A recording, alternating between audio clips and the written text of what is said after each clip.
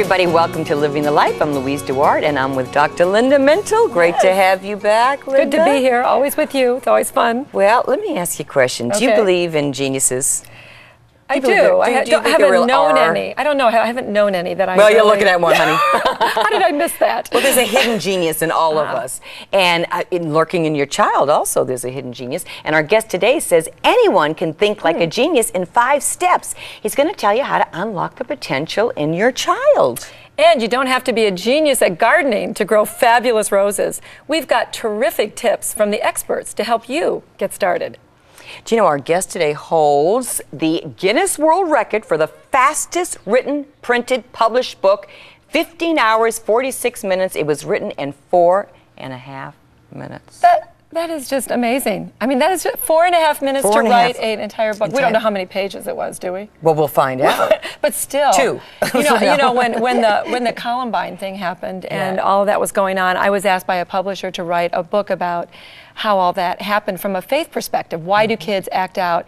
And I said, oh, sure. You know, I was totally naive. It was the first book I had done. And I said, oh, sure. When do you need it done? And they said 5 days. Oh, my goodness. And I thought I had no clue what I was doing. And I actually sat down and I knew that they wanted it. And I actually did pray a lot and ask God to help me with the ideas.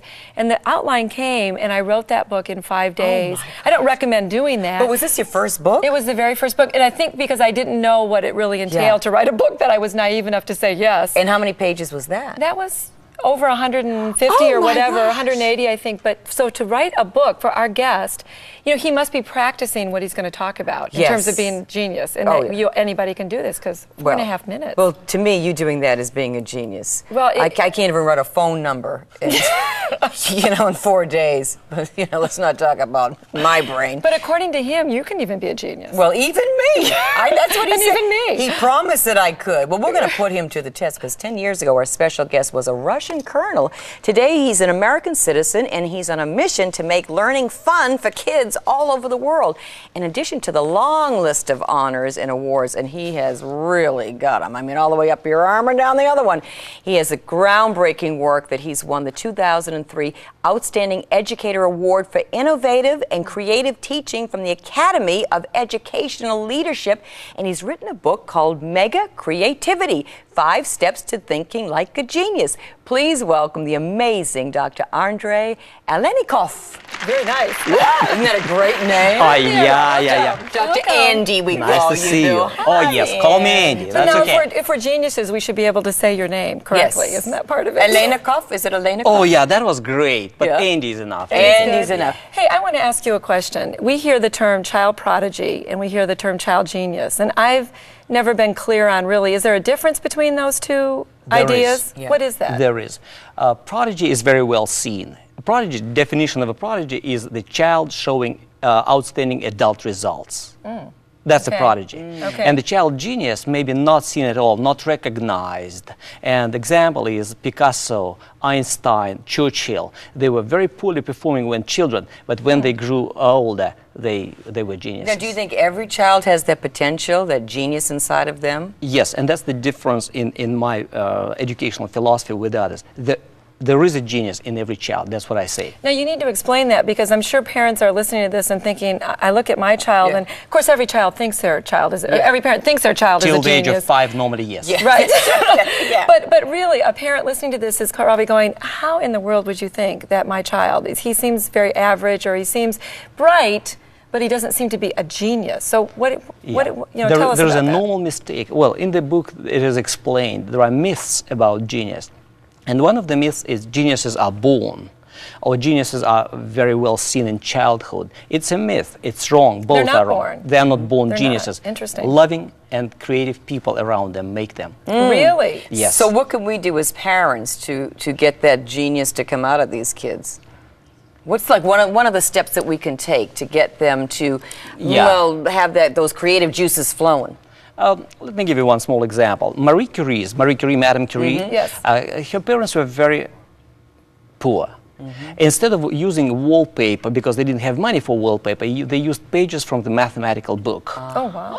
Now, when she woke up, what did she see? EMC squared. Formulas and numbers. That's right. When she was standing like in the cradle, what did she see? Formulas and numbers. What do you think she will like? formulas and numbers. Yeah. So we use this example for our child. We wanted him to be an artist, so we glued all the walls with the pictures of realistic art. What do you think he is now? Oh, He's an artist. He's So an what artist. they see and what they're influenced by, is that kind of the idea that you give them this exposure, you give them things to They begin to love it encourage? since childhood. Yeah. So they love it, and then they go back for the whole life. They go back to this childhood.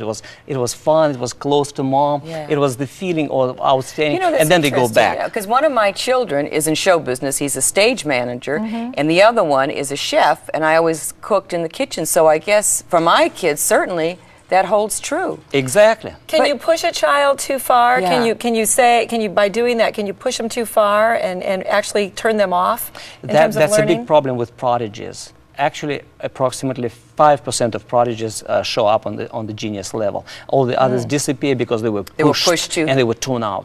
Now, how do you get the teachers in the school? Because we let our kids go to school, and I mean, we can try to encourage them to be creative. How do you get teachers to do that? Don't you have to train them first? Oh, that's an outstanding approach. You are absolutely right. Here is, like, I'm reading a lecture, I'm talking to teachers, and one of them after the lecture comes up to me and she says, "Doctor, in order to see a genius in every child, a teacher must be a genius." And I say, Oh, you are my goodness, absolutely right. yeah, So we yeah. have a special course. We teach teachers to be genius teachers. Yeah, and you try And to then get the to see a kid- genius but- in every Well, child. it seems to me like the American system doesn't allow, though, in some ways, in the Right. teaching, doesn't allow for a lot of creativity. Yes. Children are really kind of boxed in and must conform, and that's been one of my concerns. Do you see that in our American school system? Yes, and here is an anecdote coming about this girl who was sitting in the classroom, and the teacher, while watching what she was drawing, said, "Well, what are you drawing?" And she said, "That's the picture of God." And the teacher says, "Nobody knows how God looks like." And the child says, "They will in a minute." Oh, that's great. that's adorable. So what can we do as parents to encourage the school system to, if we have an out-of-the-box kid who doesn't fit into those seats and doesn't want to sit all day, is there anything parents can do to really create some more? Yes, first invite us. Then we'll help your school. That's number one. Number two, you can read a book. And number three, you can become more creative by yourself and create your own system and then educate children. I am actually in awe with parents who are doing homeschooling. Wow, it sounds Yeah. like They can have to do be a very lot. creative. Well, the book is really fascinating. If you want to know more about unlocking the creative spirit, we want you to have this free brochure, Start Thinking Like a Genius. It's taken from Dr. Andy's book, Mega Creativity, and it's free. So just call 1-800-TIPS-102. It could open a whole new world for you and your family, but call today, for tomorrow's offer is going to be different.